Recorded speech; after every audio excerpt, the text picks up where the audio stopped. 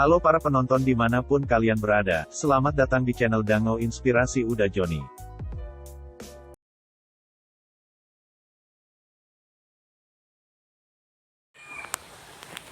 Keberpihakan kita kepada petani. Sejauh mana keberpihakan kita ini kepada petani? Secara personal banyak orang berupaya melakukan keberpihakan kepada petani. Secara konkret, mereka kandas di tengah jalan. Walaupun masih ada beberapa orang yang masih terus melakukan keberpihakan. Tidak tahu kenapa, kadang-kadang juga pemerintah pun menjadi tidak berkutik untuk berpihak kepada petani tentang pasar. Bisa kita rasakan itu, keberpihakan yang konkret. Sangat berat untuk petani padi. Kalau kita renungkan lebih jauh, harga mereka terbatasi, pajak tanah pun masih diminta. Harusnya itu pajak sawah ini tidak minta lagi harusnya. Mungkin banyak hal. Kemudian kalau kita lihat lagi yang poin kedua, para petani ini sudah sangat terjerat dengan external input. Jadi sangat tergantung mereka. Begitu besarnya dari revolusi jauh dulu mencacar petani ini. Contohnya tentang bibit misalnya, benih. Beberapa saat sudah terputus sebetulnya. Tapi akhir-akhir ini, 10 tahun ini makin gencar sekali. Sehingga petani sangat tergantung kepada benih.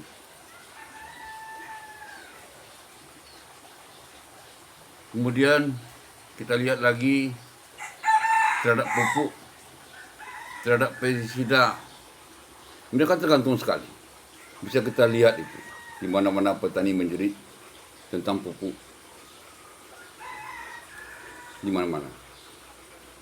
Untuk Sumatera Barat aja kita hanya tersedia pupuk paling sepertiga dari kebutuhan. Dari mana lagi? Mereka semua berteriak. Itu buktinya ketergantungan kita kepada external input semakin tinggi. Kemudian dominasi pasar. Oh, ini luar biasa. Mulai dari awal. Mulai dari agro input, mulai dari mengolah tanah. Mereka sudah intervensi pasar sampai panen. Pengolahan hasil sampai pasar. Seakan-akan mereka sudah menjadi objek dan mereka tidak bisa bergerak lagi. Itu dominasi pasar kita. Kemudian yang selanjutnya terhadap kerusakan lahan. Itu sangat besar kerusakan, ancaman degradasi lahan. Semakin lama semakin rusak. Seakan-akan kelembagaan tani di tingkat lapang tidak bisa berkutik terhadap ini. Mereka sudah pasrah saja. Nah, dari 4 poin yang saya sajikan ini mudah-mudahan bisa jadi renung kita bersama. Mengapa nasib petani ini? Bagaimana kondisinya? Ini sebetulnya kan mengajak kita untuk merubah pola berpikir, merubah cara bertindak. Semoga ke depan nasib petani ini bisa berubah. Nah, ini ada masalah yang lebih yang sangat krusial sekali. Kita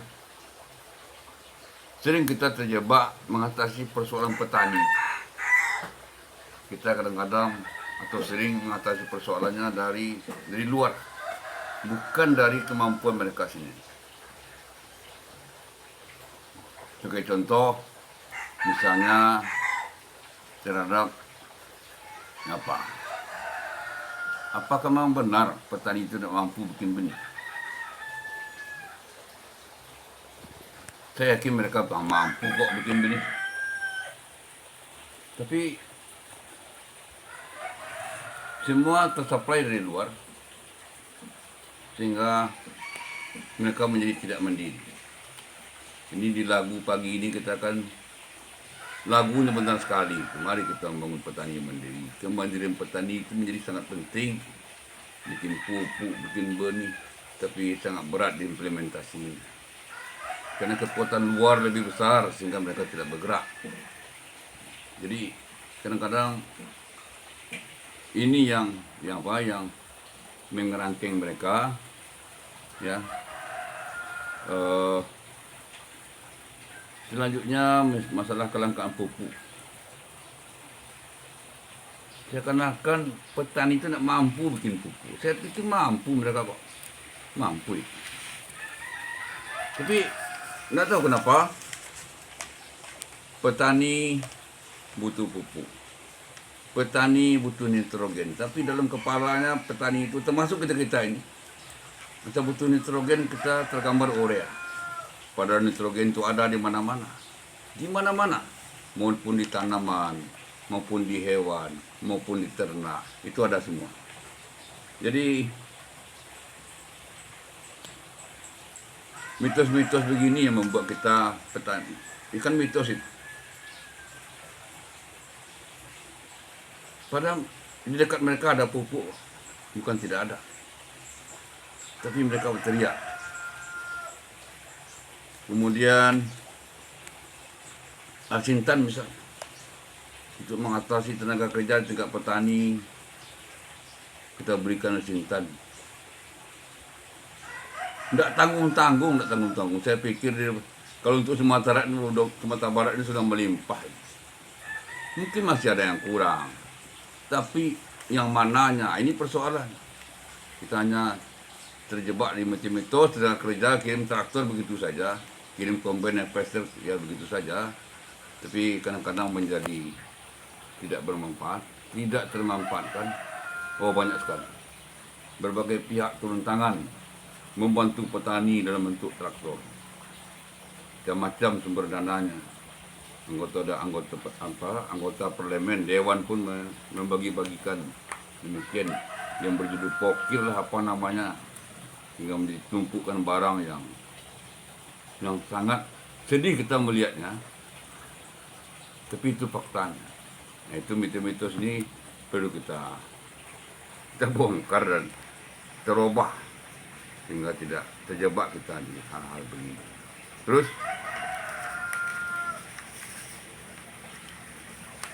nah dari pandangan saya bagaimana seharusnya itu kita ubah cara berpikir, kita ubah cara bertindak.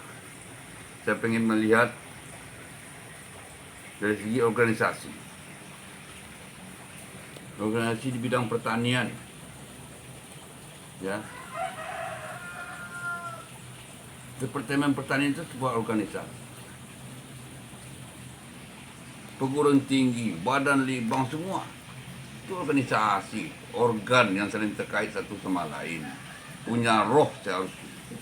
Tapi kondisi begitu, seakan-akan sudah menjadi underdeal kita. Underdeal itu barang-barang yang kalau tidak berguna diganti aja. Seharusnya diobati. Itu maknanya kira-kira. Kita memandang, kita harus organ. Telinga manusia ini organ. Empu kaki organ. Pukul lampu kaki kawan-kawan semua, pasti matanya berair. Itu tandanya organ. Tapi kalau underdeal, dipukul lampu mobil pun tidak ada pengaruh yang lainnya. Jadi tidak tahu kenapa. Kalau petani sudah menjadi, ada anak yang sedih. Ada anak yang merasa sedih kita. Hasil penelitian kita membuat petani jadi miskin. Pengguruan tinggi menjadi tidak mampu bergerak misalnya.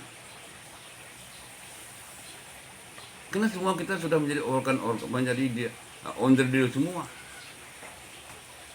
Kalau saya memberi nama underdealisasi pertanian. Mari kita perbaiki lagi sehingga di berbagai level betul. Nama organisasi ya organ, bukan on the real. Ini menjadi sangat prinsip di kita. Ini bagaimana seharusnya, itu seharusnya kita rubah. Mari kita bertumpu pada kekuatan petani. Tidak kuat kita kuatkan dengan kemampuan dia, bukan dengan intervensi pasar yang begitu hebat sehingga petani menjadi terpinggirkan dan terlupakan. Kalau pengen merubah kita ke depan, ini jalan berpikir kita. Terus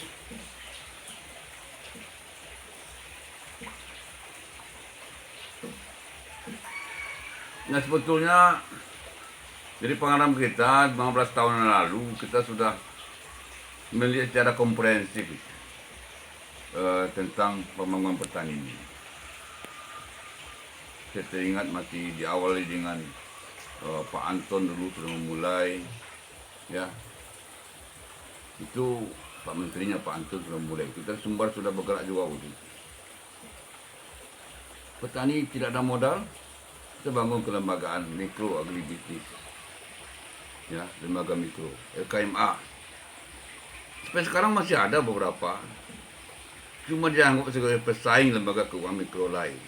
Ya matilah, ini kelembagaan tani dan supportnya hampir lemah, baik dari pusat maupun dari daerah.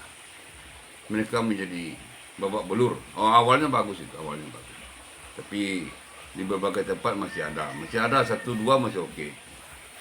Sebagai modeling, saya pikir jemput aja itu lagi, sehingga petani itu betul-betul tergerakkan oleh banyak pihak. Kemudian untuk Kementerian Petani, banyak sekali sekolah lapang kita dulu. Ada sekolah lapang PHT, ada sekolah lapang pertanian organik membangun kemandirian orang. Nggak tahu, akhirnya semuanya menjadi sirna. Tidak ada lagi. Kekuatan-kekuatan kepemanduan sudah tidak ada lagi. Maaf, jadi kalau kita lihat dari nyanyi-nyanyi tadi hanya terdengar di telinga saja, tapi digerakkannya tidak terlihat. Pemberdayaan itu seakan-akan pelengkap pemanis pidato saja, oleh siapa saja, dari mana saja, mulai ketua kelompok tani sampai presiden ngomong pemberdayaan, tapi faktanya terlemahkan dia. Begitu faktanya. Kenapa kita sudah meminggirkan ini, melupakan hal-hal ini. Kemudian ada untuk pengolahan pupuk organik, UPO dulu namanya. Kalau UPO ini bergerak lebih maju terus, alangkah baik. Tapi kan enggak, di mana-mana UPO sudah mulai mati. Petani sudah menjadi di mana-mana. Yang muncul itu pupuk-pupuk entah macam-macam mereknya. Bingung, saya pun jadi bingung. Jangan petani, saya pun bingung. Saya yakin semuanya tentu bagaimana mengambil keuntungan dari kebingungan petani. Banyak sekali merek pupuk ini sekarang. Macam-macam namanya, entah siapa saja. Ini saya hanya mengamati dari luar. Ini sangat membingungkan sekali. Racun tambah mahal, pupuk sulit, mahal. Muncul kecepatan orang. Dalam hal pasar, dulu dibangun namanya subterminal agribisnis. Ada itu. Bagus sekali. Petani menjual barangnya ke subterminal agribisnis, hasil jual belinya masuk ke lembaga keuangan mikro. Itu kan bagus sekali. Dan banyak sekali dulu. Kalau kita mau merendung ke semua, mudah-mudahan yang tua-tua masih ada. Ada ya, UP3HP namanya. Tapi sayang kita semua diorganisasi sehingga sebuah direktorat jenderal yang sangat dibutuhkan oleh petani ditutup dia. Ini kerjaan-kerjaan yang sangat luar biasa, meluluhlantakkan pertanian di Kopi.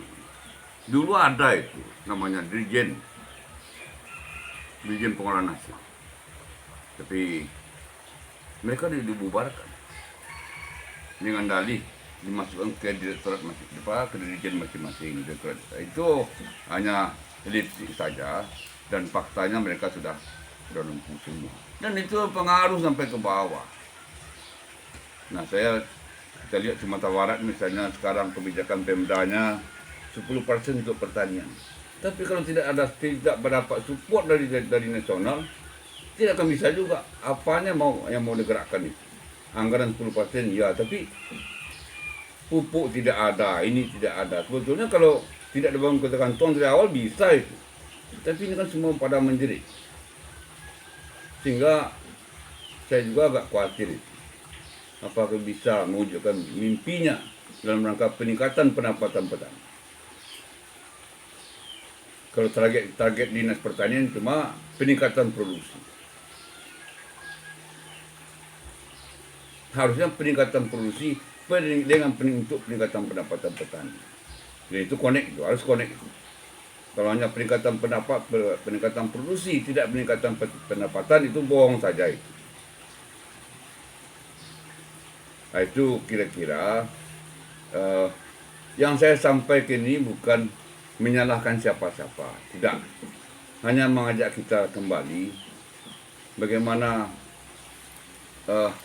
lurus lagi kita. Judul diberikan ini adalah jalan lurus untuk pertanian. Hanya mengajak itu, mari kita merenung dahulu, sekarang kondisi petani bagaimana, nasib petani bagaimana, apakah kita tidak ingin merubahnya untuk masa mendatang. Demikian saja yang bisa saya sampaikan. Mudah-mudahan banyak pihak yang mendengar dan mau berbuat untuk masa yang akan datang. Terima kasih. Wassalamualaikum warahmatullahi wabarakatuh.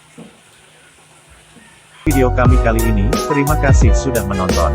Jangan lupa untuk like, komen, dan subscribe untuk mengikuti perkembangan terbaru dari channel ini. Sampai jumpa di video selanjutnya.